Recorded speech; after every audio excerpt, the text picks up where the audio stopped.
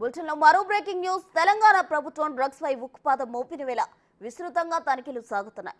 రాజేంద్ర నగర్లో మరోసారి డ్రగ్స్ కలకలం రేపాయి. 50 గ్రాముల MDMA, 25 గ్రాముల కొకైన్ సీజ్ చేశారు పోలీసులు.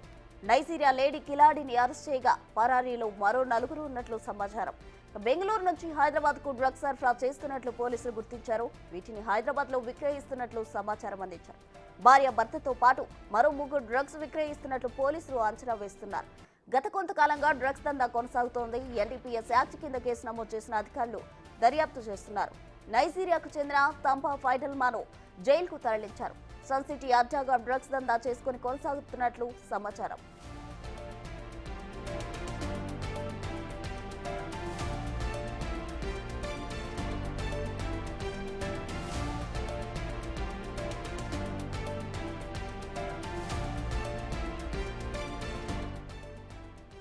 తెలంగాణ ప్రభుత్వం డ్రగ్స్ పై ఉక్కుపాదం మోపిన వేళ విస్తృతంగా తనిఖీలు సాగుతున్నాయి.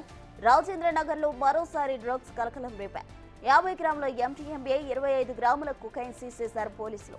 నైజీరియా లేడీ కిలాడిని అరెస్ట్ చేయగా పరారీలో మరో 4 ఉన్నట్లు సమాచారం. బెంగళూరు నుంచి హైదరాబాద్ కు డ్రగ్స్ సరఫరా చేస్తున్నట్లు పోలీసులు గుర్తించారు. వీటిని హైదరాబాద్ లో విక్రయిస్తున్నట్లు సమాచారం. భార్య భర్తతో పాటు మరో 3 డ్రగ్స్ విక్రయిస్తున్నట్లు పోలీసులు అంచనా వేస్తున్నారు. గత కొంతకాలంగా డ్రగ్స్ దందా కొనసాగుతోంది. NDPS యాక్ట్ కింద కేసు నమోదు చేసిన అధికారులు దర్యాప్తు చేస్తున్నారు. నైజీరియాకు చెందిన తంబా ఫైడల్మాను జైలుకు తరలించారు. సన్ సిటీ అడ్డాగా డ్రగ్స్ దందా చేసుకుని కొనసాగిస్తున్నట్లు సమాచారం.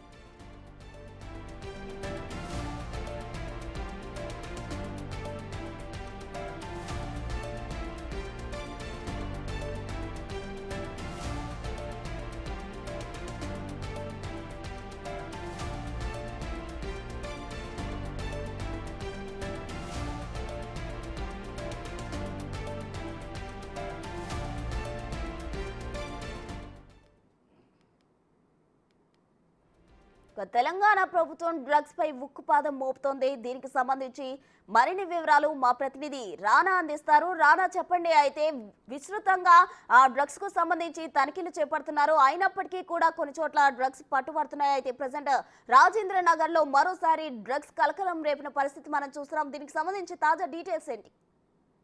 రెగ్యులర్ గా డ్రగ్స్ కేసులో ఎవరు దొరికినా కూడా వారు ఎక్కడి నుంచి తీసుకొచ్చారని అడిగినప్పుడు బెంగళూరు నుంచి, గోవా నుంచి కానీ, అలాగే కోల్కతా నుంచి కానీ, ముంబై నుంచి కూడా తరచుగా మేము తెస్తున్నాం, ఇక్కడ అమ్ముతున్నామని చెప్తున్నారు. కాకపోతే ఈ మధ్య కాలంలో దొరుకుతున్నటువంటి ఈ డ్రగ్స్ లో ఎవరైతే నిందితులు ఉన్నారో వాళ్ళందరూ కూడా డ్రగ్స్ అంతా కూడా మేము బెంగళూరు నుంచి హైదరాబాద్ కి సరఫరా చేస్తున్నామంటూ కూడా చెప్తున్న నేపథ్యం కనపడుతుంది. ఎందుకంటే బెంగళూరు హైదరాబాద్ కి చాలా తక్కువ దూరం కాబట్టి అక్కడి నుంచి ఈజీగా వీళ్ళు డ్రగ్స్ ని తీసుకొని వచ్చి వివిధ మార్గాల నుంచి, బస్సుల మార్గాల నుంచి, ట్రైన్ల మార్గాల నుంచి తీసుకొని వచ్చి ఇక్కడ అమ్ముతున్నటువంటి పరిస్థితి కనపడుతుంది. అయితే నిన్న నైజీరియాకు చెందినటువంటి ఒక కిలాడి లేడీని కూడా పోలీసులు అరెస్ట్ చేశారు. వారి వద్ద నుంచి కూడా 50 గ్రాములు MDMA, 25 గ్రాముల కొకైన్ సీజ్ చేసినట్టు పోలీసులు చెప్పినటువంటి పరిస్థితి కనపడుతుంది. NDPS యాక్ట్ కింద ఇప్పటికే కేసు కూడా నమోదు చేశారు, దర్యాప్తు చేస్తున్నారు. ఈ నైజీరియాకు చెందినటువంటి తంబా ఫెడెల్మా ఇప్పటికే రిమాండ్ కూడా తరలించినటువంటి పరిస్థితి కనపడుతుంది. ఆమె ఎప్పటి నుంచి ఇక్కడ హైదరాబాద్ లో తమ కార్యకలాపాలని ప్రారంభించింది, ఎవరెవరు ఆమెకి కస్టమర్లుగా ఉన్నారు, ఇక్కడ లోకల్ గా ఉన్నటువంటి ఆమెకి డీలర్స్ ఎవరు అన్న దానిపై కూడా పోలీసులు ఆరా తీస్తున్నారు. నిన్న కొంత సమాచారం కూడా ఇచ్చింది. ఇచ్చిన మేరకు ఇప్పటికే పోలీసులు వేగంగా కూడా వారిని పట్టుకోవడానికి దర్యాప్తు చేస్తున్నటువంటి పరిస్థితి కనపడుతుంది. ఎందుకంటే నిన్న ఈ భార్యాభర్తల నుంచి కూడా చాలా పెద్దగా స్థాయిలోనే దొరికింది. సో గతంలో కూడా ఇదే సన్ సిటీలో దాదాపు 4 కోట్ల రూపాయలు విలువైనటువంటి డ్రగ్స్ కూడా దొరికినటువంటి నేపథ్యము. సో దానికి దీని అప్పుడు కూడా ఒక నైజీరియన్ సంబంధించిన వ్యక్తి అరెస్ట్ అయ్యారు, ఒక లేడీ అరెస్ట్ అయింది. సో ఈ ఇంటర్లింక్ అన్ని కూడా ఎక్కువ అవుతున్నాయి కాబట్టి ఇక్కడ ఒక అపార్ట్మెంట్ లో ఇల్లు తీసుకొని వీళ్ళు ఈ కార్యకలాపాలు పాల్పడుతున్నారని కూడా పోలీసులు చెప్తున్నటువంటి నేపథ్యంలో ఇప్పుడు ఈ ఇంటర్లింక్ ఉన్నటువంటి అన్ని కేసుల్లో కూడా వారు చెక్ చేస్తున్నారు. దాంతో పాటు ఈ మధ్య కాలంలో ఈ నార్సింగ్ పోలీస్ స్టేషన్ పరిధిలో ఎక్కువగా ఈ డ్రగ్స్ కేసులు అనేది నమోదవుతున్న పరిస్థితి. సో గత పాత నేరస్తులకి ఈ కేసులకి ఉన్నటువంటి సంబంధాలు ఏంటనే దానిపై కూడా పోలీసులు ఆరా తీస్తున్నటువంటి పరిస్థితి కనపడుతుంది. సో ఇదన్నప్పటికీ సన్ సిటీలో రెండోసారి ఇట్లా డ్రగ్స్ దొరకడం అనేది ఒక ఆసక్తికరమైన పరిణామం.